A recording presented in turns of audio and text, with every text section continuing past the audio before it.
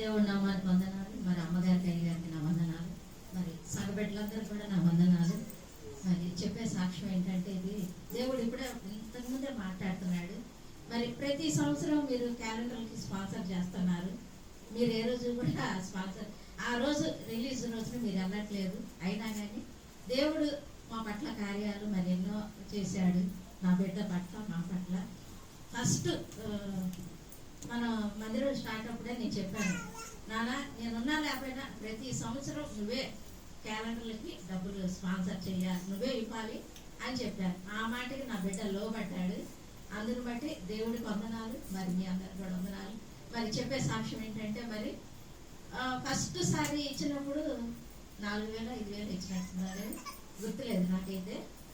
అప్పుడు దేవుడు చెప్పాడు, అమ్మ మనం కొద్దిగా ఇచ్చాము కానీ దేవుడు మనకి టీవీ మాకు చిన్న టీవీ ఉండేది, అయితే దేవుడు పెద్ద టీవీ ఇచ్చాడు అనమాట. అది ఎలా ఇచ్చాడంటే అది డిస్కౌంట్లో ఇచ్చాడు.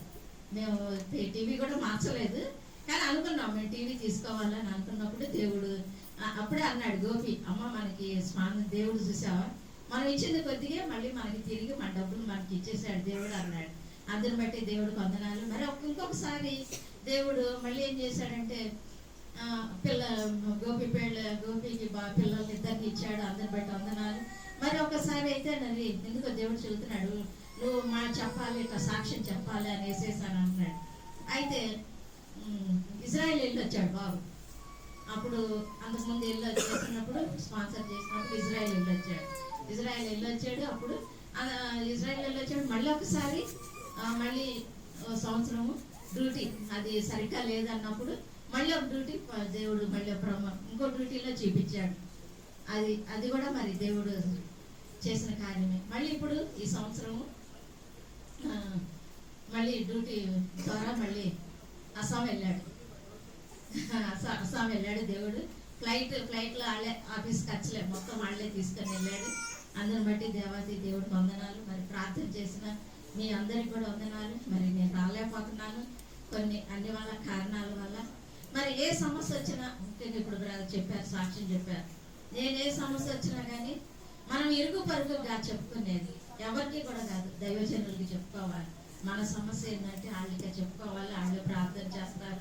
మనం పనుల్లో పడిపోయి మన పనుల్లో మనం ఉన్నా కానీ నిత్యం వాళ్ళు ప్రార్థన చేస్తారు. కాబట్టి ప్రతి ఒక్క విషయం నేను వాళ్ళకే చెప్తాను. నేను కూడా ఇప్పుడు మా తమ్ముడు అన్నట్టు నేను కూడా వాళ్ళకే చెప్తాను. మరి ఎందుకంటే వాళ్ళు ప్రార్థన చేస్తారు కాబట్టి మన పనుల్లో మనం ఉంటాం. నేను కూడా మరి కొద్దిగా పనుల్లో ఉంటాను, రాలేకపోతున్నాను. మరి అయినా కానీ దేవుడు సంవత్సరం అంతా మరి నన్ను నా కుటుంబాన్ని మరి ఎన్నో అపాయాలు, ఎన్నో కష్టాలు, ఎన్నో బాధలు, ఎన్నో ఇరుకులు అయినా కానీ దేవుడు సజీవంగా నిలబెట్టాడు. అందుని బట్టి దేవాది దేవుడికి వందనాలు. ఇప్పుడు కూడా నేను రాలేను అనుకున్నాను. ఎల్బీ నగర్లో అరగంట నుంచున్నాను, ఉప్పల్లో అరగంట నుంచున్నాను బస్సుల కోసం, చిలకా నగర్లో అరగంట నుంచున్నాను. అయినా కానీ దేవుడు నాకు వచ్చేసాడు. కానీ ఆయన మీద మనం అనుకున్నాం కాబట్టి ఎట్లయినా కానీ ఆయన తీసుకొస్తాడు.